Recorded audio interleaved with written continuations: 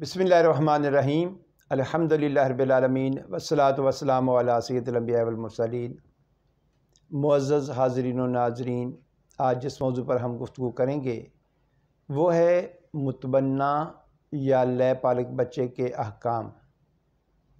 वो बच्चा जिसको उसके वालिदैन से लेकर किसी और के सुपुर्द कर दिया जाए उसको मुतबन्ना या लय पालक कहते हैं। बेशक उसके वालिदैन अपने मौजूद हों या फौत हो चुके हों और किसी और ने उस बच्चे को पाला हो, एडॉप्टेड चिल्ड्रन कहते हैं।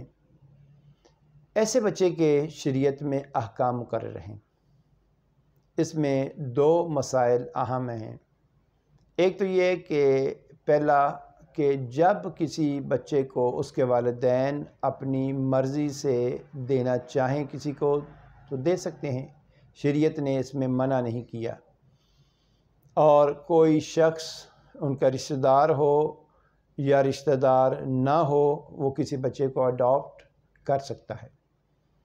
आम तौर पे वालिदैन गुर्बत की वजह से दे देते हैं, या ऐसे जोड़े जिनकी औलाद नहीं होती वो किसी से बच्चे को लेकर पाल लेते हैं, या बच्चे के वालिदैन मर जाते हैं किसी हादसे की वजह से और फिर उनके अज़ीज़ या कोई और उन बच्चों को पाल लेता है, तो शरन ऐसा करना मना नहीं है।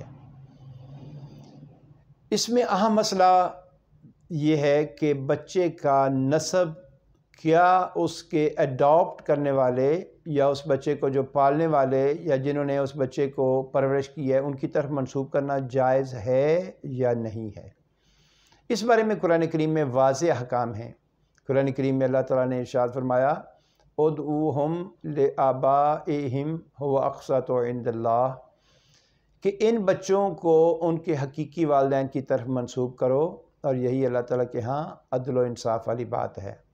यानी उनके जिन्होंने उनकी तरबियत की या परवरिश की या जिन्होंने उनको बेटा बना लिया, नस्ब उनकी तरफ मंसूब नहीं करना। नस्ब तो उन्हीं वालिदैन की तरफ मंसूब होगा जो उसके हकीकी वालिदैन हैं।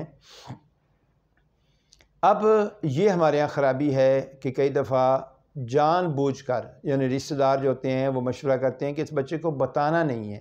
छोटी उम्र में, बिल्कुल छोटे पैदाइश के बाद बच्चे को उसके रिश्तेदारों को दे दिया जाता है, किसी भी औलाद जोड़े को दे दिया जाता है और साथ ये होता है जी बताना नहीं है, ताकि बच्चा इन्हीं अडॉप्ट करने वालों को अपना वालिदैन समझे। तो ये शरन हराम है, ऐसा करना मना है।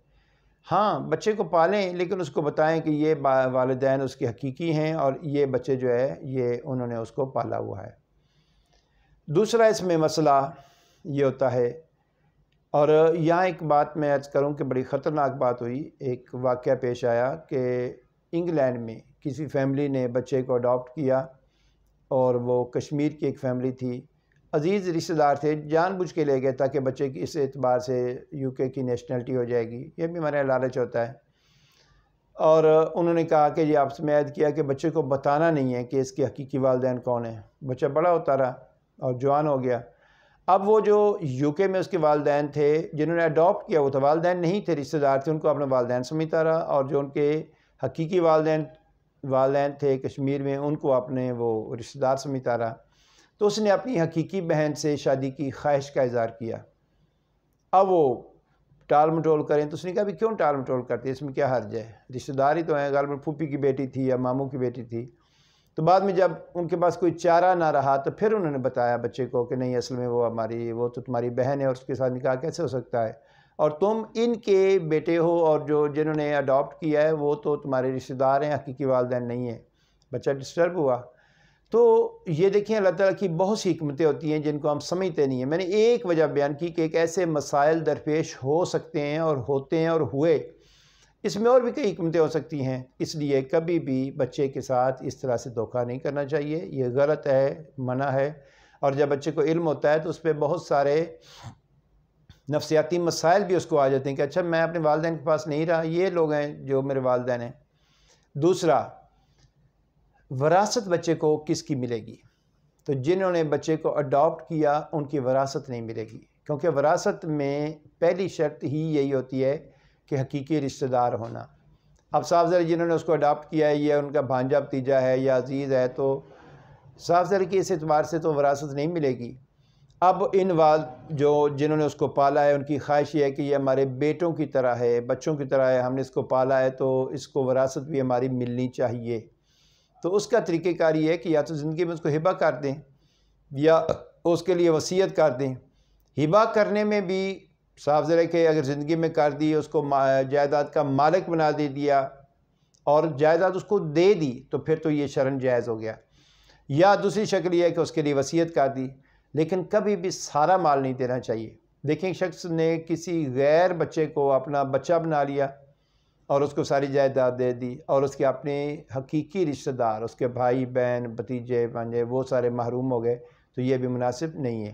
اللہ تعالیٰ جو ہمارے بارے میں جو احکام نازل فرماتا ہے تو اس میں بہت ساری حکمتیں ہوتی ہیں جن کا ہمیں اندازہ نہیں ہوتا، لیکن یہ کہ اس کے بہرحال بعض اوقات انسان کو اس کے اثرات کا پتہ چلتا ہے۔ اب اس کے جو حقیقی والدین ہیں ان سے وراثت اس بچے کو ملے گی، کیونکہ خون کا رشتہ ہے۔ بے شک وہ کہیں جی ہم نے تو فلاں کو دے دیا تھا، اب یہ ہمارا بچہ ہی نہیں ہے، تو کہنے سے یہ ہمارا بچہ نہیں ہے نسب کی نفی نہیں ہو جاتی۔ ان کو وراثت، اس بچے کو وراثت حقیقی والدین سے ملے گی، اور جن والدین نے اس کو پالا یا اڈاپٹ کیا ان سے نہیں ملے گی۔ اللہ تعالیٰ کی بارگاہ میں دعا ہے کہ اللہ تعالیٰ میں قرآن حکیم کو سمجھنے، اس پر عمل کرنے کی توفیق عطا فرمائے۔ وما علینا الا البلاغ۔